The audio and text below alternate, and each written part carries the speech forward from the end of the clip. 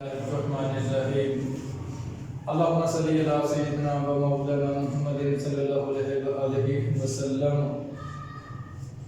آج مطالعہ پاکستان کلاس 9 کا یہ لیکچر ہے۔ مطالعہ پاکستان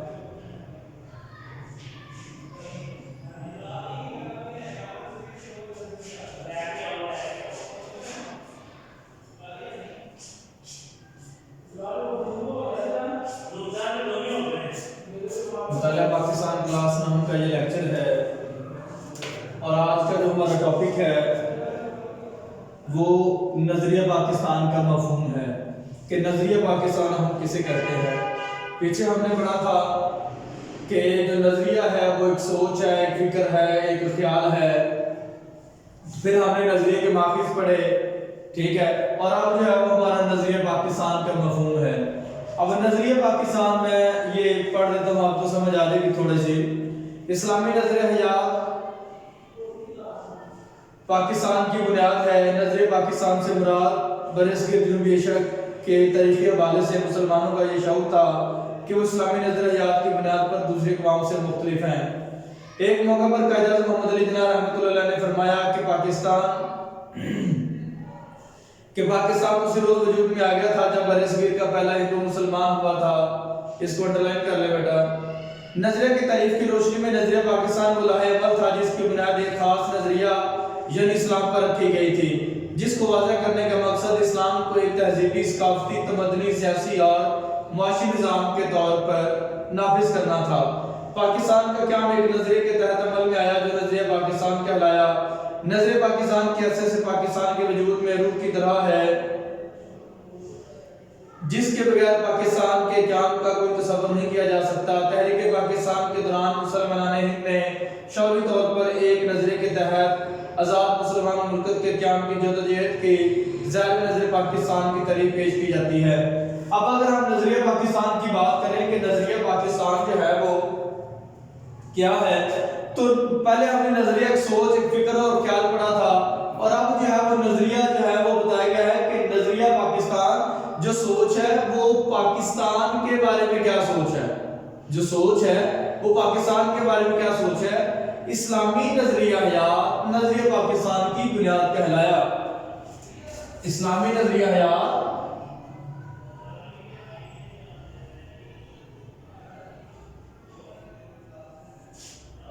نظریہ پاکستان کی بنیاد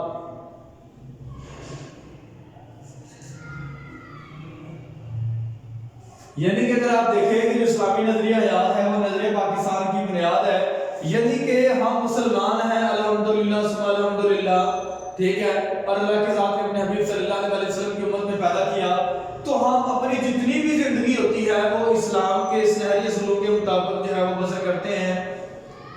اسی وجہ سے جو اسلامی نظریہ حیات یعنی کہ جو وے آف لائف، مسلمانوں کا جو وے آف لائف زندگی گزارنے کا طریقہ ہے وہ اسلام کے مطابق ہے۔ ہم اسلام کے اصولوں کے مطابق زندگی بسر کرتے ہیں، اسلام کے اصولوں کے خلاف زندگی ہم بسر نہیں کر سکتے، اور یہی نظریہ پاکستان کی بنیاد ہے۔ اور ادھر بھی جو ہے یہ بتایا گیا ہے کہ ہمارے نظریہ پاکستان کی بنیاد اسلام پر رکھے گی۔ اسلام کیا ہے؟ اللہ تعالیٰ اس کے بعد حبیب صلی اللہ علیہ وسلم پر ایمان لانا، ٹھیک ہے، اور پھر جو ہے وہ ڈیفینیشن دیکھیں نظریہ پاکستان کی، تو یہ بتایا کہ نظریہ پاکستان سے مراد ایک الگ خطہ زمین کا حصول ہے، یعنی کہ ہم کیا کریں گے، ایک الگ خطہ زمین کا حصول تو ہے، حاصل کرنا تو ہے، لیکن یہ بتایا گیا ہے کہ جو ہم علیحدہ جو ہے وہ ملک یا خطہ حاصل کریں گے اس میں جو ہے وہ قرآن و سنت کی روشنی میں جو ہے وہ عمل کریں گے، ٹھیک ہے، جن کے ہم کوئی ایسا عمل نہیں کریں گے جو ہمارے اسلام کے اصولوں کے خلاف ہو، جس میں اسلامی قدروں نظریات کو محفوظ کر سکیں زندگی اسلام کے روشن اصولوں کے مطابق، یعنی کہ جو ہم اپنی زندگیاں ہیں وہ اسلام کے جو روشن اصول ہیں ہم اس کے مطابق گزاریں گے، اس کے علاوہ ہم اپنی زندگیاں نہیں گزاریں گے۔ نظریہ پاکستان کا مفہوم کہ پاکستان کے بارے میں کیا سوچ ہے۔ اب جو ہے وہ آپ کو پتہ ہے کہ 20ویں صدی میں بہت سے ممالک نے جو ہے وہ ذاتیاں حاصل کی ہیں، لیکن جو وہ ان کے ذاتیاں ہیں وہ کوئی نظریہ نہیں تھا، خیال نہیں تھا، کوئی ذات پات کی بنیاد پر، نسل کی بنیاد پر، کوئی کسی کی بنیاد پر جو ہے وہ ممالکت جو مملکتیں ہیں وہ وجود میں ہیں، لیکن جو پاکستان ہے وہ ایک نظریہ تھا، ایک سوچ تھا، وہ کیا تھی کہ ہم جو ہے وہ اپنا ایک علیحدہ خطہ حاصل تو کریں گے، ہمیں صرف ایک علیحدہ خطہ حاصل کرنے کے لیے کیا علیحدہ خطہ بنا لیں گے اور ہم اپنی حکومتیں قائم کریں گے، ایسا بالکل نہیں تھا، بلکہ ہم یہ تھا کہ ہماری ملکیں تو پہلے بھی تھی، ہماری حکومتیں تو پہلے بھی تھی برصغیر میں، برصغیر ہم نے 1000 سال تک حکومت کی ہے۔ بیسیکلی مقصد ہمارا یہ تھا کہ ہم اپنی زندگیاں قرآن و سنت کے اصولوں کے مطابق گزاریں گے اور جو ہے وہ اسی کے مطابق جو ہے وہ ہماری زندگی جو ہے وہ بسر ہوگی۔ پھر آگے آتا ہے اسلامی ریاست اور اقلیتوں کے حقوق۔ اب قائد محمد علی جناح رحمۃ اللہ علیہ نے جو ہے وہ اقلیت کہتے ہیں کم تعداد میں، اقلیت کہتے ہیں جو کم تعداد۔ اب جو مسلمان ملک میں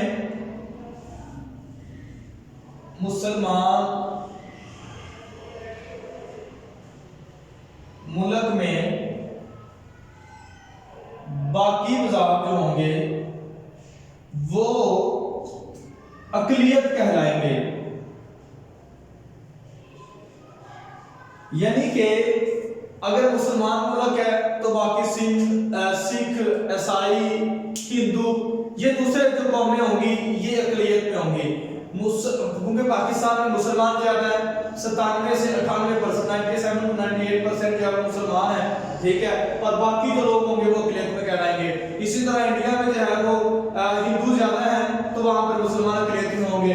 تو قائد اعظم نے جو ہے وہ اقلیتوں کے بارے میں فرمایا کہ مسلمان اقلیت میں ہیں، ٹھیک ہے، تو مسلمان کہہ رہا ہوں، جو ہندو جو ہیں وہ اقلیت میں ہیں، لیکن یہ نہیں ہوگا کہ جو ہے وہ ہندوؤں کے حقوق کا خیال نہ کیا جائے گا۔ جو اقلیت جس ملک میں رہتی ہے وہ اس ملک کے شہری ہوتے ہیں اور اس ملک کے قانون کو جو ہے وہ فالو کرتے ہیں۔ تو قائد اعظم رحمۃ اللہ نے فرمایا کہ آپ عبادت کے اپنی مخصوص عبادت گاہوں میں جانے کے لیے آزاد ہے، آپ کا تعلق چاہے کسی عقیدے سے ہو، ریاست کا اس سے کوئی تعلق نہیں، پاکستان کے تمام شہری مساوی ہیں اور انہیں مساوی حقوق حاصل ہوں گے۔ یعنی کہ یہاں پر جو اقلیت ہے نا، ٹھیک ہے، ان کو بھی جو ہے وہ مساوی حقوق ملیں گے، ٹھیک ہے، تو یہ نہیں ہوگا ہے تو پاکستان کے شہری لیکن یہ اپنے مذہب پر جو ہے وہ عمل کرنے میں آزاد ہے، لیکن ہے پاکستان کے شہری، تو مسلمان جو ہے وہ ان کو اپنی بات گاہوں میں جانے کے لیے کچھ نہیں کہیں گے۔ یہ میرا بیٹا جو ہے وہ اقلیتوں کے حقوق ہو گیا۔ اب آگے جاتا ہے نظریہ پاکستان کے ناصر، جس طرح ہم نے پڑھا تھا کہ اسلامی نظریہ پاکستان کی بنیاد جو ہے وہ، ٹھیک ہے، اب یہ نظریہ پاکستان کی بنیاد اسلامی نظریات پر رکھی گئی ہے، یعنی کہ جو پاکستان وجود میں آیا ہے اس کی بنیاد ہے اسلامی نظریات، جس طرح ہم نے یہ پڑھا تھا کہ ہم اپنی اسلامی نظریات اور قدروں کے مطابق زندگی بسر کریں گے، ٹھیک ہے۔ اب آ جاتا ہے پہلا عقائد۔ اب عقائد میں جو ہے وہ پہلا پوائنٹ اگر ہم دیکھیں، ٹھیک ہے، عقائد جو ہے وہ یہ سمجھ لیں، عقائد کا لفظ عقیدہ سے ہے، عقیدہ کا لفظ عقد سے نکلا جس کے معنی گرا لگانا، ٹھیک ہے، عقیدے کا معنی ہوتا ہے گرا لگانا، یا جو ہے وہ کوئی بھی مذہب ہے آپ کو اس پر ڈٹے رہنا۔ اب جو ہے وہ پہلا جو ہے وہ پوائنٹ آتا ہے، ٹھیک ہے، تو ہم اس کو دیکھیں تو اللہ پر ایمان، ٹھیک ہے، رسولوں پر ایمان،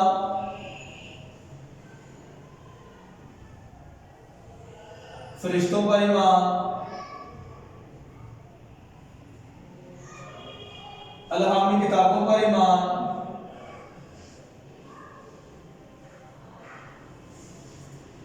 اور آخرت پر ایمان۔ یعنی کہ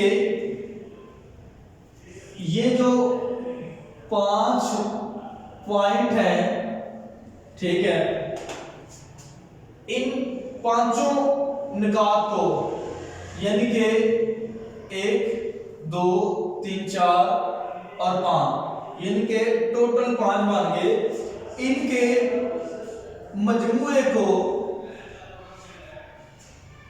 ایمان کہتے ہیں، ٹھیک ہے۔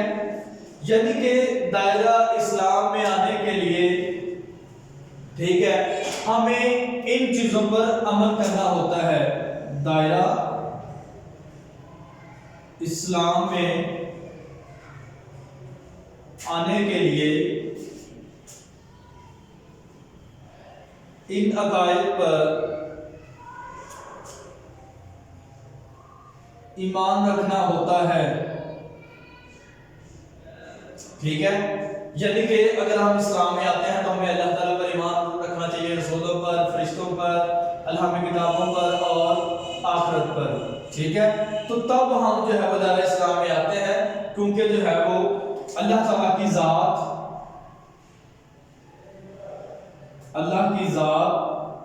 ہر چیز پر قادر ہے. اللہ کی ذات جو ہے وہ ہر چیز پر قادر ہے. تو یہ قرآن پاک میں بھی یہی فرمایا گیا آیت مبارکہ کا مفہوم ہے.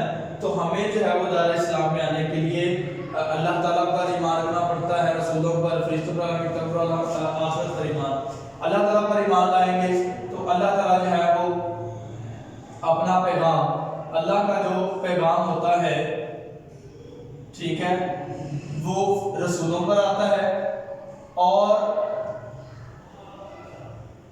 فرشتے جو ہے وہ لے کے یہ پیغام, اللہ اپنا پیغام جو ہے وہ رسولوں تک تو پہنچاتا ہے, لیکن اللہ تعالیٰ اپنے فرشتوں کے ذریعے کون وحی لے کر آتا تھا؟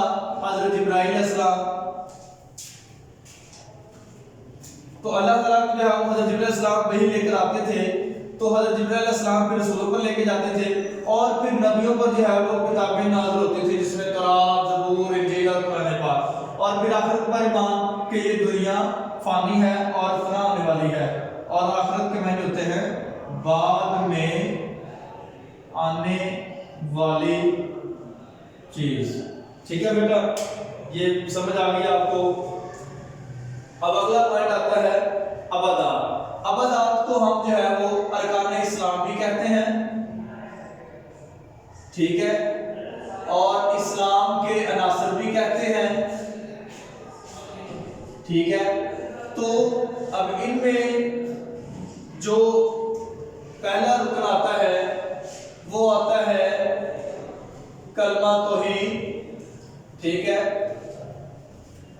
نماز تیسرا, پھر زکوٰۃ, اور پھر پانچواں ہے حج. ٹھیک ہے, یہ پانچ جو ہے وہ ارکان اسلام ہے. تو جس طرح جو ہے وہ ہم یہ دائرہ اسلام میں آنے کے لیے ان پر ایمان رکھتے ہیں, تو پھر جب دائرہ اسلام میں آ جاتے ہیں تو پھر ہمیں یہ پریکٹیکلی کر کے دکھانا پڑتا ہے. You have to do that, یعنی کہ یہ کمپلسری ہے, یعنی کہ یہ آپ کو کرنا پڑے گا. ایمان تو لے آئے ہیں لیکن جو ہے وہ پریکٹیکلی آپ کلمہ توحید اللہ پر ایمان آپ کسی کو بتا تو نہیں سکتے کہ اللہ پر ایمان لے کے آئے, آپ کو تصدیق کرنی ہوتی ہے یہاں سے. ٹھیک ہے, کہ یعنی کہ اللہ کے سوا کوئی عبادت کے لائق نہیں, اللہ کے سوا کوئی عبادت کے لائق نہیں. ٹھیک ہے, پھر آتا ہے نماز. نماز میں حیائی اور برے کاموں سے روکتی ہے, اور نماز جو ہے وہ مومنین پر جو ہے وہ مقررہ وقت پر فرض کی گئی ہے. روزہ انسان کو برے کاموں سے, گناہوں سے دور کرتا ہے. زکوٰۃ جو ہے وہ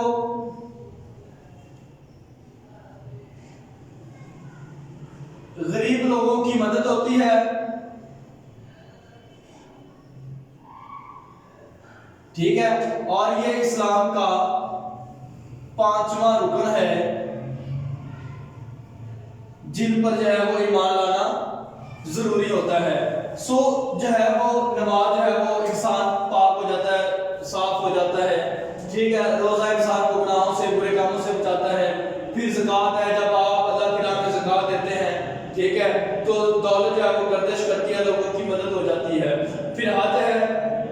ٹھیک ہے، اور حج 5واں رکن ہے، اور یہ دنیا کا سب سے بڑا اجتماع ہوتا ہے جہاں پر ہر طرح کی تفریق ختم ہو جاتی ہے،